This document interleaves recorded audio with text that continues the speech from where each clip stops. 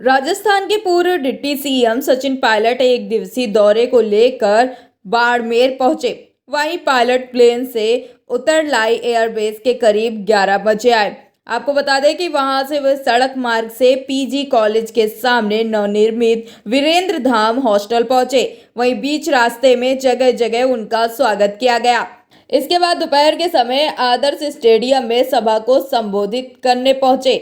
वहीं राजस्थान के पूर्व डिप्टी सीएम पायलट ने कहा कि भ्रष्टाचार के खिलाफ हमें आवाज बुलंद करनी पड़ती है। मैंने भ्रष्टाचार के खिलाफ अपनी आवाज बुलंद की है, लेकिन मुझे कोई परवाह नहीं। मैं भ्रष्टाचार के खिलाफ लड़ाई लड़ता रहूंगा आप सब लोगों के लिए, क्योंकि दीमक की जगह या भ्रष्टाचार हम लोगों को खा रहा है। वही ईमानदारी, सादगी, राजनीति जीवन में स्पष्टवादिता, अच्छे आचरण वाले लोग अगर राजनीति में आएंगे तो महत्वपूर्ण पदों पर बैठेंगे। वहीं अच्छे लोगों को चयन करना आपको होगा। आपको बता दें कि सचिन पायलट ने आगे कहा कि दिल्ली में हमारी बच्चियां जंतर मंतर पर बैठी है, वहीं बीजेपी सरकार उनकी सुध नहीं ले रही।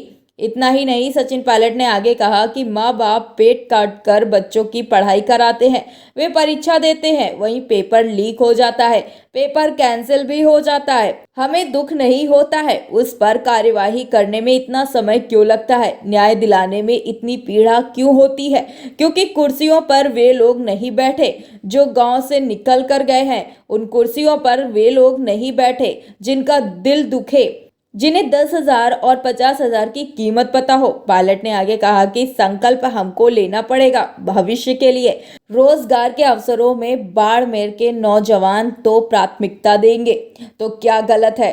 सबके सपने साकार हो सकते हैं, सबको साथ लेकर चलने की जरूरत है। वहीं सचिन पायलट ने आगे कहा कि संविधान में लिखा है कि उनको लेने के लिए भी चुनौतियों का सामना करना पड़ता है। गांव में पला है, उसे मालूम है कि चुनौती किसानों में है। वहीं हेमाराम चौधरी ने बाड़मेर को सौगात दी है। लोकतंत्र में जनता की ताकत हम मतदान के दिन आंकते हैं। लोकतंत्र में आवाम की ताकत 5 साल तक चलती है। वहीं मैंने कम समय में अपने पिताजी को खोया।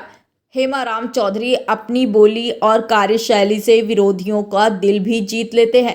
2013 के चुनाव में पार्टी की करारी हार हुई। वहीं नोटबंदी के दिन वो जयपुर आए, मेरे घर खाना भी खाया। 2018 के चुनाव में लड़ने से मना भी कर दिया। वहीं बाड़मेर में कांग्रेस एक तरफा जीती। हेमराम जी मन की बात लेते हैं, जज्बाती आदमी हैं, इस्तीफा दे दिया। मैंने हाथ जोड़कर निवेदन किया कि आप इस्तीफा वापस ले लीजिए। वहीं सत्ता और पद का लालच नहीं है। हमारे आग्रह पर हमारे सरकार में मंत्री पद को संभाला है।